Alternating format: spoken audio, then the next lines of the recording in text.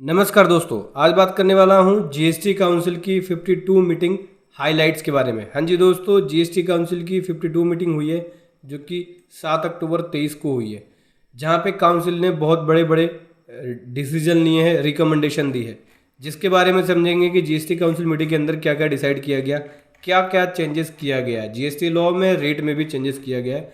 चलिए समझेंगे डिटेल में स्टेप बाय स्टेप। उससे पहले बताना चाहूँगा, जो भी भाई बंधु मेरे चैनल पे पहली बार है, इस वीडियो को पहली बार देख रहे हैं, जिन्होंने अभी तक सब्सक्राइब नहीं किया, सब्सक्राइब कर लीजिए, साथ ही साथ बेल आइकन पे भी क्लिक कर लीजिए ताकि इस तरह का कंटेंट आपको मिलता रहे।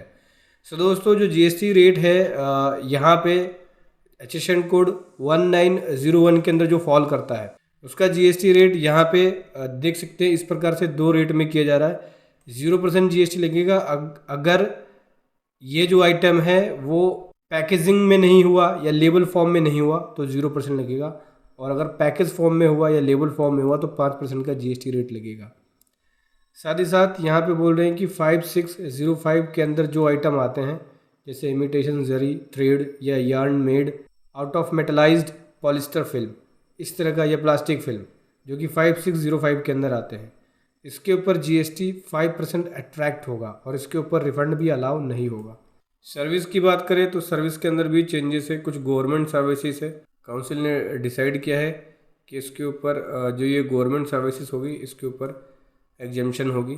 एग्जेम्पशन मिलेगी अगर सप्लाई की जाती है वाटर की पब्लिक हेल्थ के लिए। जीएसटी रेट जो होगा एग्जाम्प्ट होगा इस तरह की सर्विसेज पे, जैसे वाटर सप्लाई हो गया, पब्लिक हेल्थ सर्विसेज हो गई, सॉलिड वेस्ट मैनेजमेंट हो गया, इस तरह की सर्विसेज हो गई, तो इस पर भी जो है वो जीएसटी रेट एग्जाम्प्ट होगा। उसके बाद जीएसटी रेट 5% कर रहे हैं जॉब वर्क के लिए।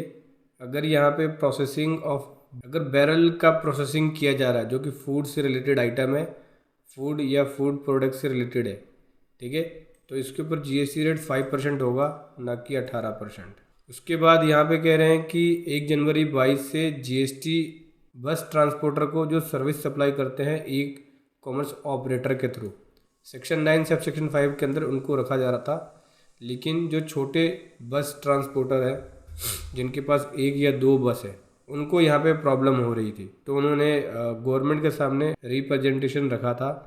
तो गवर्नमेंट ने इनकी बातों को समझा है और उसको समझने के बाद काउंसिल ने डिसाइड किया है सेक्शन 9 सब सेक्शन 5 को, इस तरह के ऑपरेटर को बाहर रखा जाएगा जो छोटे बाहर होंगे। इससे रिलेटेड भी यहाँ पे नोटिफिकेशन आएगा और क्लैरिफिकेशन आएगा, तो आप इसके लिए वेट करना पड़ेगा। देखो, जो भी चेंजेस होगा इसके लिए नोटिफिकेशन और सर्कुलर जरूर इशू किया जाएगा। इसके बाद बात करते हैं बाकी छोटे मोटे चेंजेस है। बात करते हैं जीएसटी लॉ के चेंजेस के बारे में। तो अपील के अंदर बड़ा चेंजेस दिया है। देखो, ये अपील के लिए एमनेस्टी स्कीम लेके आई है गवर्नमेंट। देखो, अपील फाइल करना होता है विदिन 3 मंथ के अंदर जब ऑर्डर पास होता है।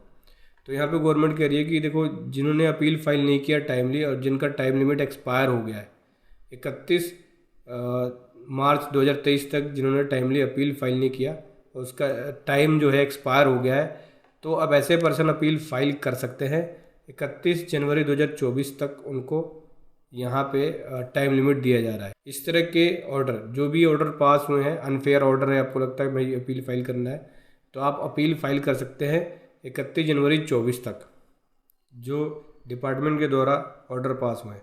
अब इसमें जब अपील फाइल करते हैं तो कुछ सर्टेन अमाउंट जमा कराना पड़ता है लेजर से, लगभग 20% के आसपास है, जिसमें से गवर्नमेंट करेगी कि नहीं, आपको जो प्री डिपॉजिट कराना होगा वो 12.5% जमा कराना होगा, जो टैक्स डिस्प्यूट होगा उसका। तो अपील के लिए बहुत बढ़िया एक अमनेस्टी स्कीम है। जिन लोगों को गवर्नमेंट ने जो ऑर्डर पास किया, डिपार्टमेंट ने जो ऑर्डर पास किया उससे सेटिस्फाइड नहीं है, वो लोग अपील फाइल कर सकते हैं। यहाँ पे क्लेरिफिकेशंस इशू किया जाएगा, सर्कुलर भी इशू किया जाएगा। जो डायरेक्टर है अपनी पर्सनल गारंटी देता है लोन के लिए या क्रेडिट लिमिट के लिए कंपनी को, तो क्या उस पर जीएसटी लगेगा, क्या जीएसटी पे करना पड़ेगा, इससे रिलेटेड क्लेरिफिकेशन इशू होगा। फिर उसके बाद एक और चेंजेस है लॉ के अंदर। यहाँ पे बोल रहे हैं कि जीएसटी लॉ के अंदर क्या होता है, प्रॉपर्टी को अटैच कर दिया जाता है अगर आप जीएसटी लॉ के रूल्स का पालन नहीं करते हैं। रिकवरी के केस के अंदर जाता है, ये किया जाता है जब टैक्स की रिकवरी की जाती है तो पर्सनल प्रॉपर्टी को अटैच कर दिया जाता है। अटैच का मतलब एक तरह से मान लो सीज़ कर देते हैं, आपके बैंक अकाउंट को सीज़ कर देंगे और कोई प्रॉपर्टी होगा उसको सीज़ कर देंगे। तो पर्सनल प्रॉपर्टी की अटैचमेंट होती है अब ऐसे में यहाँ पे बोल रहे हैं कि जब आपकी पर्सनल प्रॉपर्टी अटैच हो जाएगी, आपको फॉर्म इशू किया जाता है DRC 22।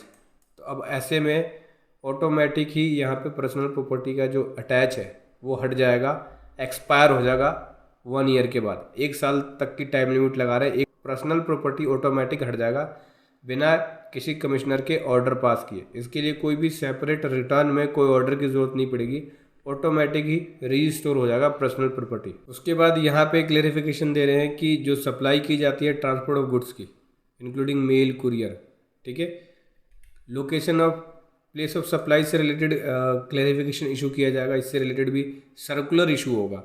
तो यहाँ पे कह रहे हैं कि जो ट्रांसपोर्ट की सर्विस दी जाती है गुड्स की, इंक्लूडिंग मेल या कुरियर, तो उस केस में कैसे यहाँ पे प्लेस ऑफ सप्लाई को कैलकुलेट किया जाएगा, ठीक है।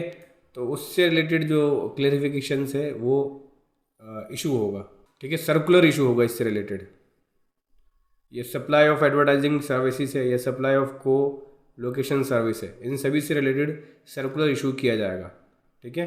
देखो इशू किया जाएगा यहाँ भी क्लेरिफिकेशन एक्सपोर्ट ऑफ सर्विस का, ठीक है, क्योंकि जैसा कि आप सभी जानते हैं एक्सपोर्ट का रिमिटेंस अब स्पेशल INR वॉस्ट्रो अकाउंट के अंदर होगा, जो कि RBI के अकॉर्डिंग परमिटेड है।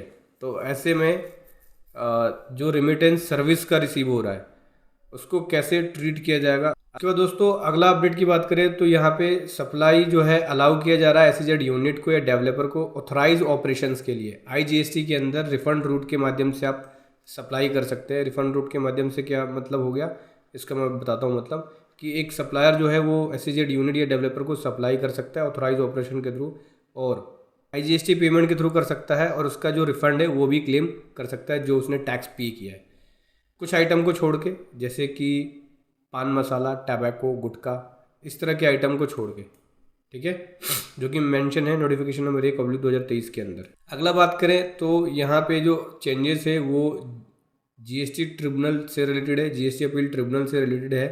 यहाँ पे जो प्रेसिडेंट होगा, अपॉइंटमेंट ऑफ प्रेसिडेंट और मेंबर जो होगा GST अपील ट्रिब्यूनल का, वो इस प्रकार से होगा कि एक एडवोकेट हो सकता है जिसके पास सब्सटेंशियल एक्सपीरियंस हो 10 ईयर का लिटिगेशंस के अंदर जो इनडायरेक्ट टैक्स से रिलेटेड है। Central excise service tax tribunal का कोई मेंबर होगा वो भी हो सकता है। हाई कोर्ट, सुप्रीम कोर्ट के अंदर जो जुडिशियल मेंबर है वो भी हो सकता है। उसके बाद उनकी एज लिमिट ये सब बताई गई है। यहाँ GST काउंसिल की 50 मीटिंग हुई थी जहाँ पे डिसाइड किया गया था कि का जो डिस्ट्रीब्यूटर होगा उसका जो प्रोसीजर होगा सेक्शन 20 के अंदर यहाँ पे बताया गया है। उससे रिलेटेड बताया था कि ITC का डिस्ट्रीब्यूशन जो होगा वो हेड ऑफिस के द्वारा होगा अपने ब्रांच ऑफिस और हेड ऑफिस के अंदर, ठीक है। उससे रिलेटेड अमेंडमेंट्स अंदर दिखेगा। तो देखो ये जो भी डिसीजन है इससे रिलेटेड सर्कुलर और नोटिफिकेशन इशू होगा, ये खाली अब एक रिकमेंडेशन है। तो दोस्तों ये था 52 GST काउंसिल मीटिंग की हाईलाइट्स। वीडियो को चलेगी ज़रूर बताएं। Thank you so much. जय हिंद, वंदे मातरम।